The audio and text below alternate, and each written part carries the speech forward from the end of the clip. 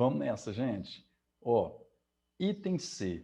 O item C diz assim, ó, o sistema de equações x vezes y igual a 32, x elevado a logaritmo de y na base 2 igual a 64, admite como solução única o par ordenado 4 e 8.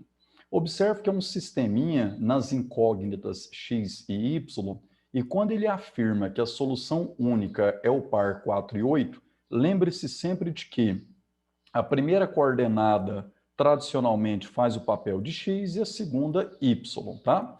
Bom, poderíamos gabaritar essa questão, gente, com um mero teste, substituindo 4 e 8 aqui e verificando as respectivas igualdades, ver se são de fato válidas simultaneamente ou não.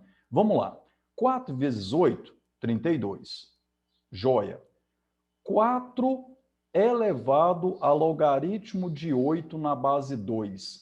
Cara, logaritmo de 8 na base 2 vale 3. Por quê? Porque 8 é 2 ao cubo, e aí logaritmo de 2 ao cubo na base 2, como a base do logaritmando é 2 e a base do logaritmo também é 2, então o valor desse logaritmo é o expoente da potência, tá? Então, o expoente da potência é 3. E aí, 4 é o valor de x, o valor do logaritmo, então, é 3. 4 ao cubo, 4 vezes 4, 16, vezes 4, 64.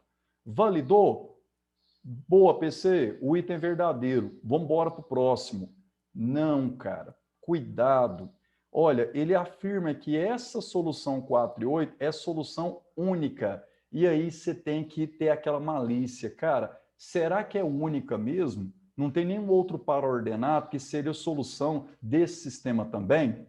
Vamos lá para você ver o que vai acontecer aqui no desfecho da resolução matemática desse item C. Cara, trata-se de um sistema linear que eu diria sofisticado. Por quê? Porque ele é um sistema que envolve logaritmo, logaritmo aqui sendo apresentado no expoente de uma potência, uma grande oportunidade de você aprofundar um pouquinho comigo na resolução desse sistema através de algumas técnicas que nós iremos implementar aí. Então, esse é o sistema que eu quero resolver. Vamos lá, que eu quero encontrar, então, valor de x e valor de y. Já entendemos que o par 4 e 8 está dentro, é solução. Só queremos investigar se é só ele ou tem mais algum par ordenado que também é solução desse sistema. Eu chamo sua atenção para o seguinte, lá no primeiro módulo nosso, lá no primeiro encontro, primeira semana de aulas remotas, a gente trabalhou o material em PDF lá com aqueles casos particulares da definição, e um deles fala assim, ó, se eu tenho que dois logaritmos de mesma base, olha lá, bases são as mesmas, se eles são iguais, então é porque os seus logaritmandos têm valores também iguais. Isso é óbvio, né? Logaritmo de A na base B para ser igual ao logaritmo de C na base B, como as bases são as mesmas, claro que o logaritmando A e o logaritmando C devem ser iguais. Então, tá aí o implica A igual a C. A setinha de duplo sentido, ela quer dizer assim, ó, vale tanto da esquerda para a direita quanto da direita para a esquerda. E aí, da direita para a esquerda, vai ter um lance interessante para nos ajudar a resolver esse sistema. Olha o que vem em seguida. Eu, então, considerei o seguinte, seja isso aqui, então, fazendo o papel de um logaritmando A e o 32 logaritmando C. Então, eu posso escrever assim, ó, aplicando da direita para a esquerda esse caso particular da definição. Então, nós temos logaritmo do produto x vezes y na base 2 igual ao logaritmo de 32 na base 2. Espera aí, PC, por que você está escolhendo base 2? Lembra-se o seguinte, essa base que eu vou usar é a minha escolha, sempre respeitando que a base de um logaritmo tem que ser um número maior que 0 e diferente de 1.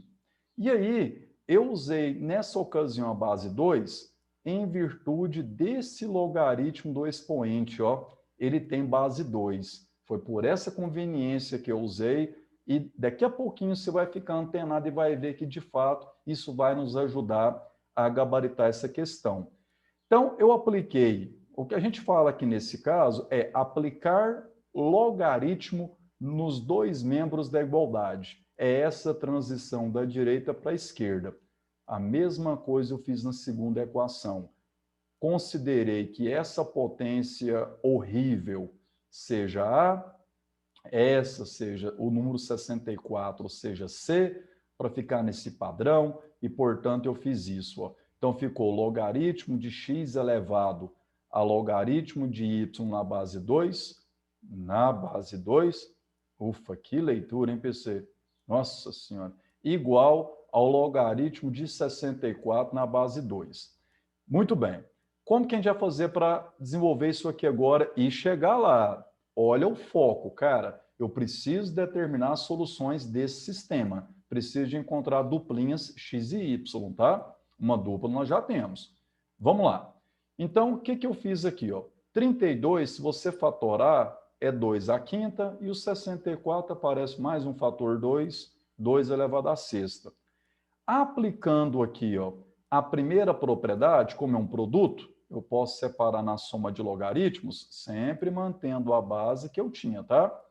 Aqui eu vou aplicar a terceira propriedade, ó, o expoente logaritmo de y na base 2 pode vir multiplicando o logaritmo de x na base 2. Então, olha como que fica escrito.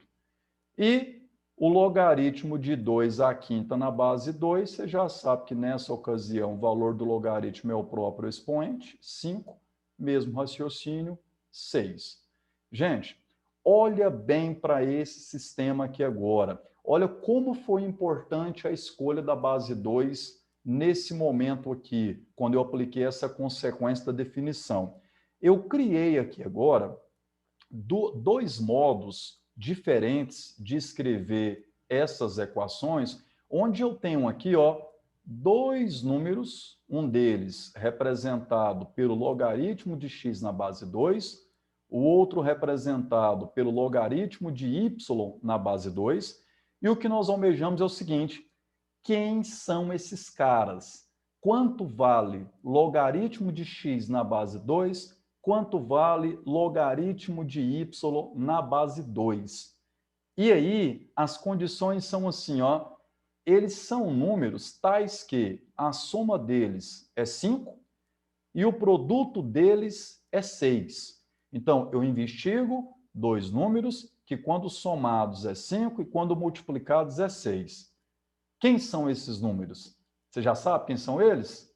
Dá para saber, não dá? Tá fácil, não tá difícil, não. 2 e 3? 2 e 3 funciona, não funciona? Porque, olha só, 2 mais 3 é 5 e 2 vezes 3 é 6. Então, o que nós temos aqui, ó? Aí você vai sacar o seguinte, cara. Num primeiro caso, o que eu estou considerando? Que quem fará o papel de 2 é o logaritmo de x na base 2, e quem fará o papel de 3 é o logaritmo de y na base 2. Aplicando a definição dos logaritmos, vamos lembrar como é que é a definição? A base elevada ao valor do logaritmo resulta no logaritmando. Então, quer dizer que o logaritmando é 2 ao quadrado e, portanto, 4. E o mesmo raciocínio aqui, 2 ao cubo tem que resultar no logaritmando y, por isso o y é 8. PC, então, cara, olha lá, x é 4 e y é 8, eu já sabia disso. E aí agora, para surpresa de muito candidato, na hora, né, de um processo seletivo como esse aí, a gente tem aqui, cara, ó, a possibilidade da inversão. Ué, 2 mais 3 é 5. E quem falou que 3 mais 2 também não é 5? Mas não, pode se inverter. Ou seja, o logaritmo de x na base 2 pode ser ele ter o valor 3, e o logaritmo de y na base 2 ter o valor 2. E isso acarreta em quê? Na inversão, né? Que agora, ó, o 8 é x e y tem valor 4. E aí é que está o grande lance. Quando o cara falava lá na afirmação, ele falava que a solução única era 4 e 8. Não, não é única. É uma das soluções, mas tem a outra solução também. Quem é a outra solução? O contrário. O par ordenado 8 e 4. Rapidinho, confere comigo e vê que realmente funciona. 8 vezes 4, 32. 8 elevado ao logaritmo de 4 na base 2. Logaritmo de 4 na base 2, como 4 é 2 ao quadrado, vale 2, o expoente. E aí, 8 elevado, então, ao valor do logaritmo, que é 2, 8 ao quadrado, 64. Confere também a segunda igualdade. Então, esse item, cara, ele é um item falso em decorrência da palavra única. Ufa, PC. Que questão trabalhosa. E olha que a gente está na mesma questão, apenas um item dessa questão, esse trabalhão todo. Gente, é o modelo da prova da Unirv, tá? Da Universidade de Rio Verde. São questões um pouco mais trabalhosas e essas questões, muitas vezes, elas são aquelas questões seletivas. Em cursos muito concorridos, o cara que acerta uma questão dessa, ele deu passos largos para a aprovação. Claro, desde que não vá vacilar numa questão mais simples daqui a pouco, né?